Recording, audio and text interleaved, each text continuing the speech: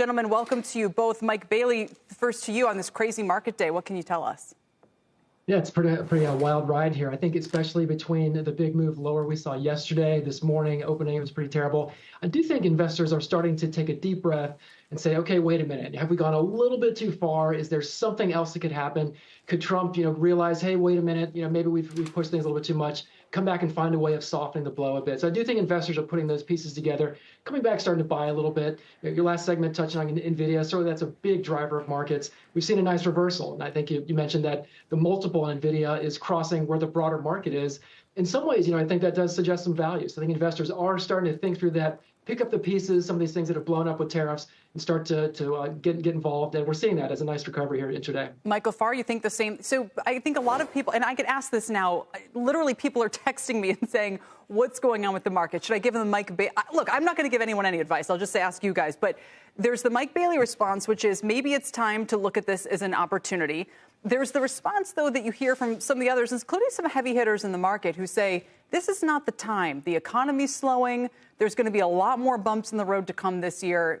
Maybe buy bonds.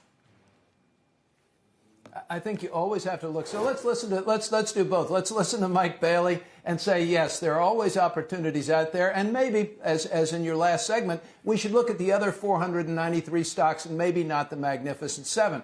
But Wall Street's been doing a pretty good job, Kelly, of discerning the difference between the president's sort of bombastic approach to different topics that have indeed been effective and brought certain folks to the table, to the negotiating table successfully. Whether it's your style or not, it has worked some. But when that sort of bombast, and in this case tariffs, actually becomes policy, Wall Street has to recalculate. They have to step back and say, wait a minute, this might be a little bit too much risk. We've got a debt ceiling cap coming up in a couple of weeks here in Washington. Washington has gotten quieter, but still doesn't appear functional completely. So maybe take a little off the table, maybe take some profits.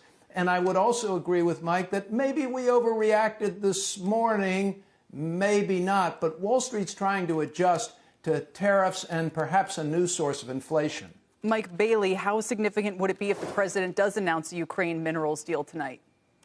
Well, certainly, and anything that can help resolve some of the serious agita out there, among investors, that's a good thing. So again, there are plenty of conflicts out there, geopolitical, also just regular economic stress that's out there. You start to take away some of those risk factors one by one. I do think that cools people's down, et cetera. We're seeing the VIX creeping up. That's an indicator of fear. We're kind of flashing yellow right now. We're not hitting red. I'd call a VIX above 30 red. So anything along those lines, whether it's policy, if it's Ukraine, et cetera, I do think that's going to help out reduce some of that. We get back to thinking about regular economic trends, earnings growth, et cetera. Probably a good thing, especially in the short term. Farr, we talked to Mike, some of his shopping list names. Mike Bailey's would be Amazon, UNH. That's one that's been coming up a lot lately. McDonald's. What's on your list? I came up with two for today. Medtronic, I think are more stable names, Medtronic and Pepsi-Cola.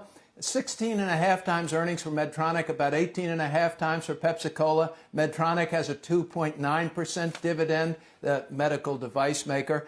Pepsi-Cola, 3.4% dividend, 7% earnings growth. If I got a 3% dividend and 7% earnings growth and a 10% return out of these kind of stalwart companies, I'd be okay.